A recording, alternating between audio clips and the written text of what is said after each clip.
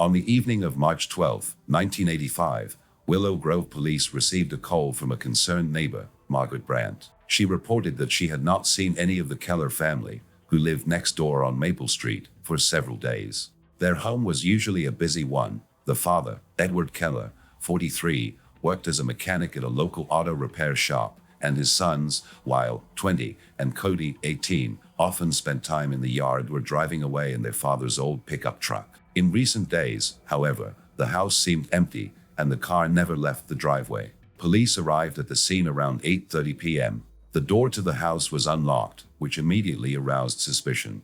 It was silent inside, and only a faint smell, later determined to be decomposition, was coming from the basement. After descending a narrow wooden staircase, officers discovered two bodies wrapped in old blankets. They were Lyle and Cody Keller. Both young men had been shot in the head with a shotgun. There were no signs of a struggle on the bodies, indicating that the killer was likely familiar with the victims. Edward Keller, the father, had disappeared and his whereabouts remained unknown.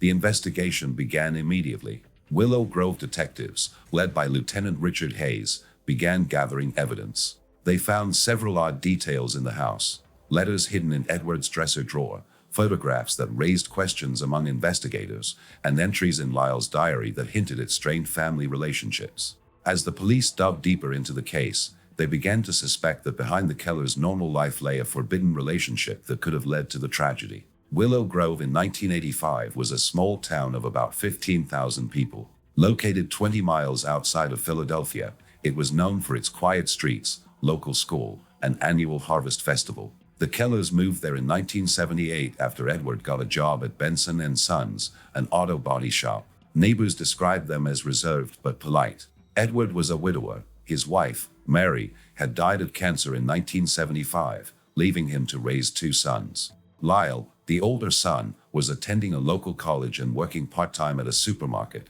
and Cody, the younger, had just graduated from high school and was planning to join the army. Early evidence suggested that the murder had been carefully planned. The shotgun used to kill the brothers belonged to Edward and was usually kept in the basement. The fingerprints on the gun had been wiped off, and there were no signs of forced entry in the house. This led police to believe that the perpetrator was a family member or close acquaintance. Edward Keller soon emerged as the prime suspect, but his disappearance complicated the investigation. Investigators began interviewing neighbors, Edward's co-workers, and the son's friends. One of Edward's co-workers, a mechanic named Fred Moore, mentioned that Edward had been acting strangely in recent months, often leaving work early, appearing depressed, and avoiding conversations about his family. Lyle and Cody's friends, in turn, said that the brothers rarely shared details about their home lives, but sometimes hinted at difficulties with their father. These fragmentary accounts began to piece together a picture that pointed to deep internal conflicts within the Keller family. During a search of the house, police found several letters addressed to Edward, but unsigned. The content was personal and alluded to intimate relationships, leading investigators to wonder who the author might have been. Lyle's diary, found in his room, contained entries about arguments with his father, mentioning inappropriate things, but without providing specifics. These findings became the starting point for an investigation that would soon reveal shocking details about the Keller family. The Keller investigation began with a thorough examination of the evidence found in the Maple Street home. Willow Grove police, led by Lieutenant Richard Hayes, focused on analyzing Lyle's letters and diary to understand what might have led to the double murder. It soon became clear that the Keller family was far from normal. Edward Keller, the father, and his sons, Lyle and Cody, lived in seclusion from society, keeping their private interactions out of the public eye. The letters, found in Edward's dresser drawer, consisted of 5 pages of handwritten ink on plain paper. They did not include the names of the sender or recipient, but their tone was overtly personal. One letter read, "I know this is wrong, but I can't stop thinking about you. We need to be more careful." Another included the phrase, "When you're around, I feel alive, but it scares me." Investigators immediately suspected that the letters might be related to someone in the family, given the Kellers' reclusive lifestyle. Handwriting analysis later showed that the letters were likely written by Lyle, although there was no signature. Lyle's journal, found under his mattress, was another key source of information. It was a simple notebook with entries dated from January 1984 to February 1985. In the entries, Lyle described his experiences with his father. One entry, dated November 15, 1984, read, "He came to me again that night. I don't know how to stop it. It's wrong, but he says it's our secret." Other entries contain hints of guilt and shame. "Cody doesn't know, and I don't want him to know. But I can't look him in the eye." These lines indicated that there was a relationship between Edward and Lyle that went beyond the usual family. Police also focused on the behavior of Cody, the youngest son. His friends, interviewed by investigators, said Cody had become withdrawn in recent months.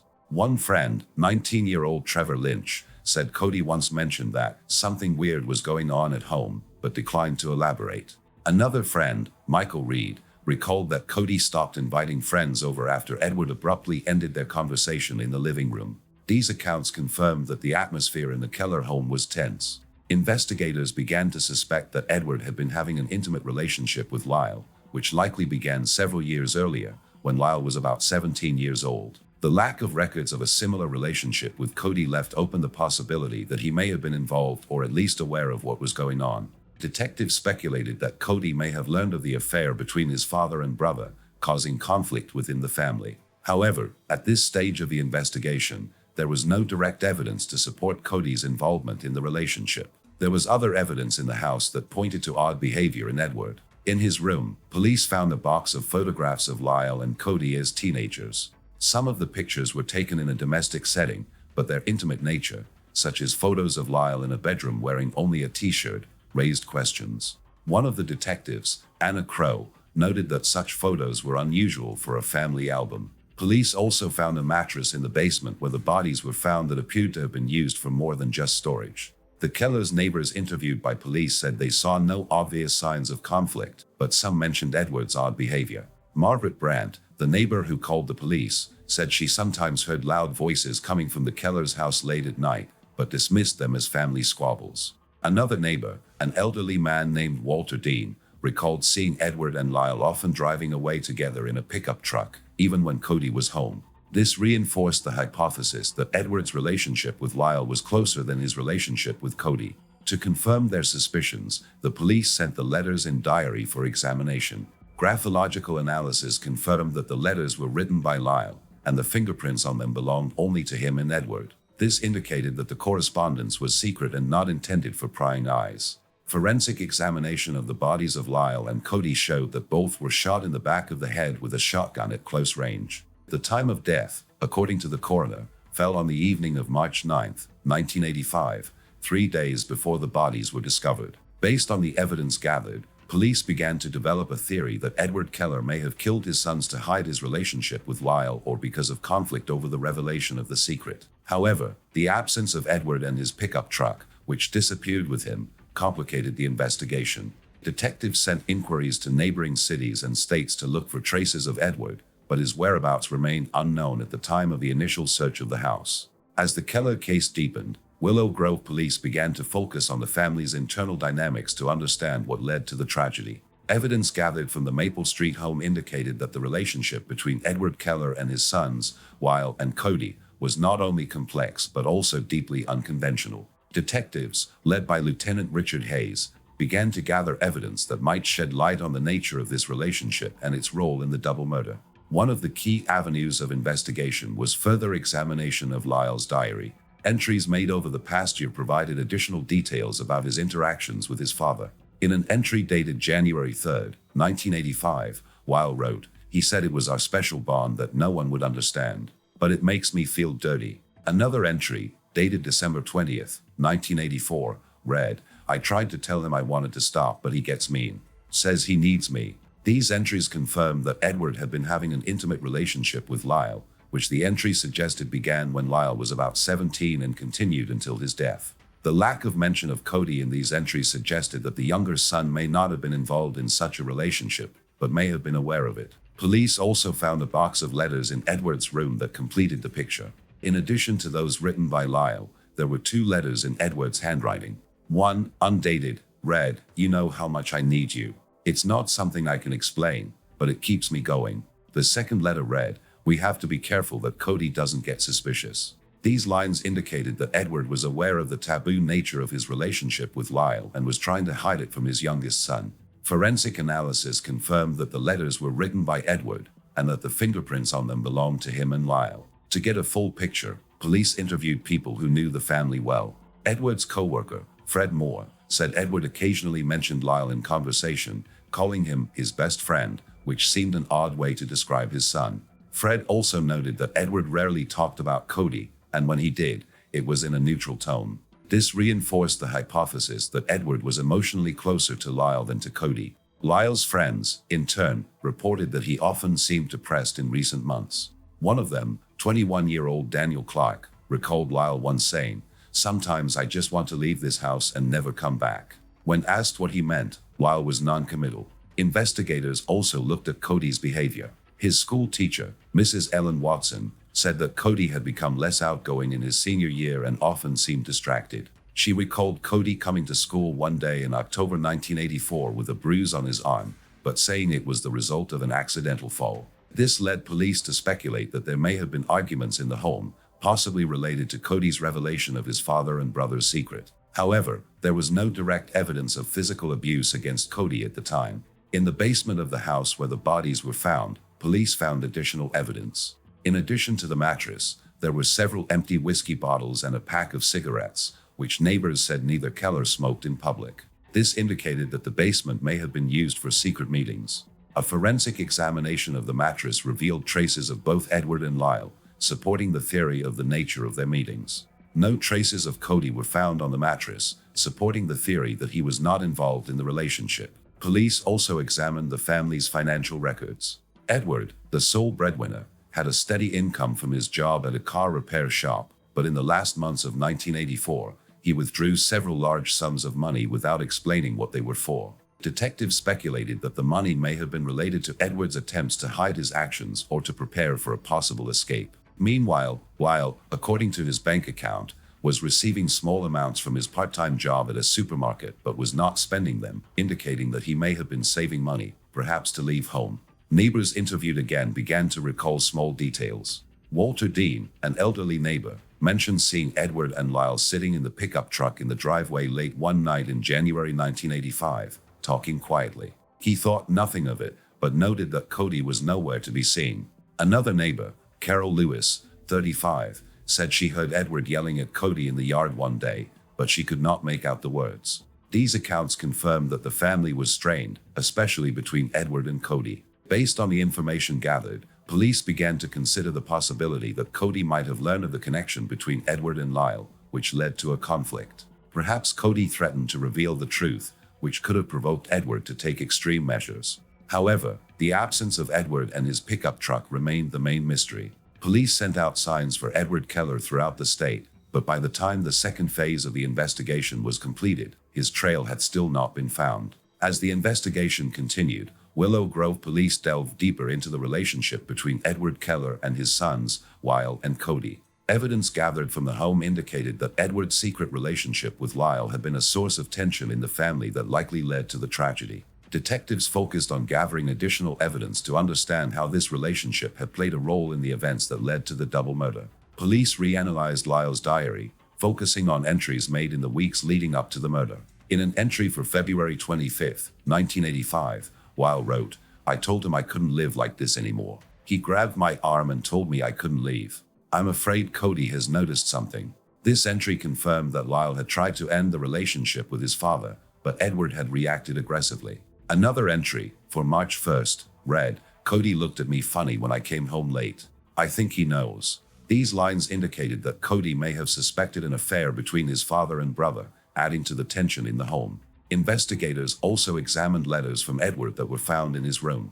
One, dated February 10th, 1985, read, "You can't leave me. We are bound forever."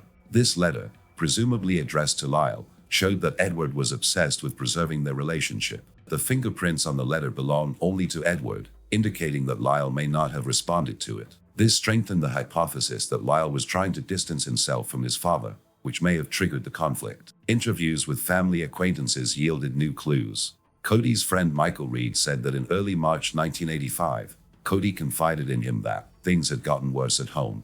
Cody mentioned finding his father and Lyle in the basement late at night, but did not explain what he saw. Michael noted that Cody seemed anxious and avoided talking about his family after that. This evidence suggested that Cody had witnessed something that might have been related to Edward and Lyle's relationship. Police re-examined the basement where the bodies were found. Among the evidence was traces of blood that had not been previously noticed on the wall next to the mattress. Analysis showed that the blood belonged to Lyle, but was not related to the murder because it was from an earlier period. This suggested that arguments or physical confrontations may have occurred in the basement. Detective Anna Crow suggested that Edward may have used the basement as a meeting place with Lyle, and Cody may have caught them there. Neighbors also provided new information. Carol Lewis, who lived across the street, said that on March 8, 1985, the day before the alleged murders, she heard a loud argument in the Keller home. She heard Cody yelling, "You can't do this to us."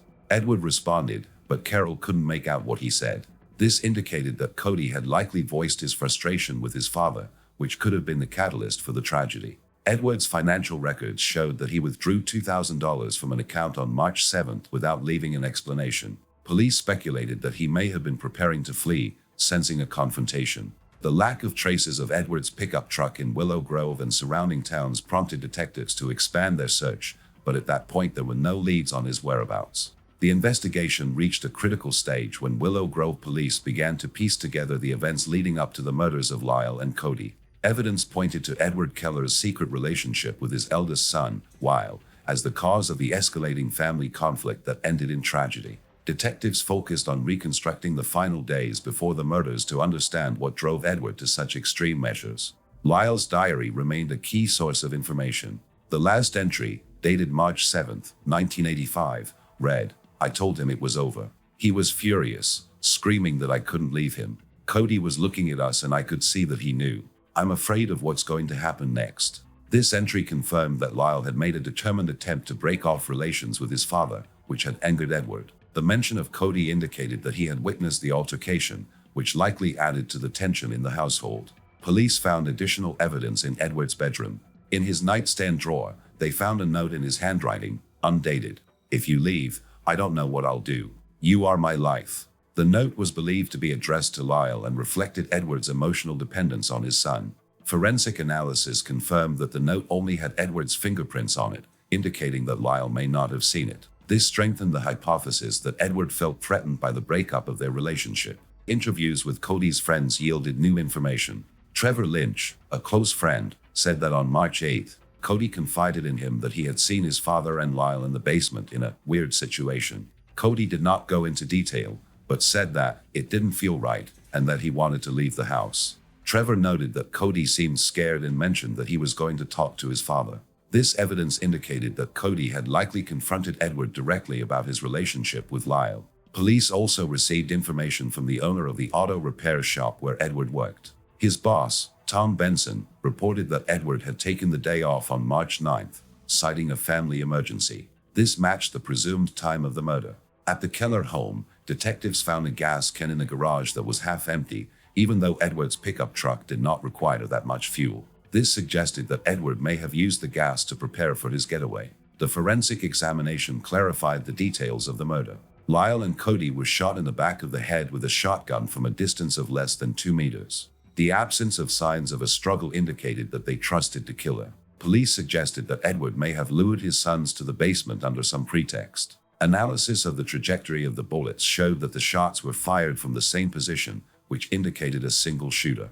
Neighbor Carol Lewis reported hearing 2 loud bangs coming from the Keller home on the evening of March 9th, but thought they were fireworks. This matched the time of the murders determined by the coroner. Another neighbor, Walter Dean, spotted Edward's pickup truck leaving the home around 11 p.m. that evening. That was the last time the car was seen in Willow Grove. Police expanded the search for Edward, sending out flyers to neighboring states.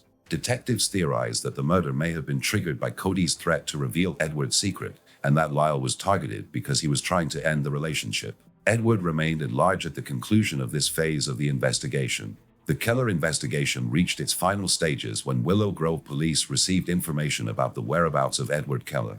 On March 15, 1985, his pickup truck was spotted at a motel 80 miles away in Lancaster, Pennsylvania. Police detained Edward without resistance. In his room, they found the shotgun used to kill Lyle and Cody, as well as a bag containing $1,800 withdrawn from an account before the murders. During interrogation, Edward confessed to killing his sons. He said that the relationship with Lyle began in 1982, when Lyle was 17 years old. According to him, the relationship was mutual, but Lyle insisted on ending it in recent months. Edward said that Cody found out about their relationship in early March 1985 and threatened to tell the police. On March 9th, after an argument in the basement, Edward shot Cody and then Lyle to spare them the shame. He claimed that he did not plan the murder in advance, but panicked. Forensic analysis confirmed that the marks on the shotgun belonged to Edward. Police also found a letter in the motel that Edward had written after the murder. "I lost them both, but I couldn't let the truth come out."